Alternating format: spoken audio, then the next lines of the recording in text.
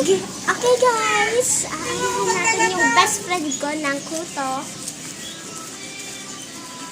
Mali. Oh my god guys, yung laki ng kuto.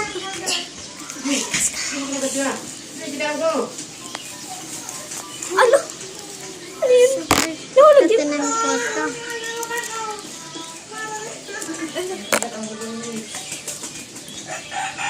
Okay guys, tinutulungan kami.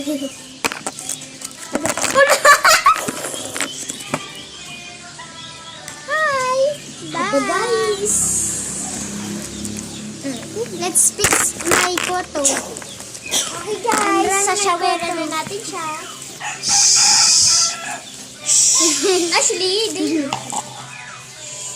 Okay, sino po ko sa kanya yung ano niya? Yung pangas niya. Hindi ko yung maaalis.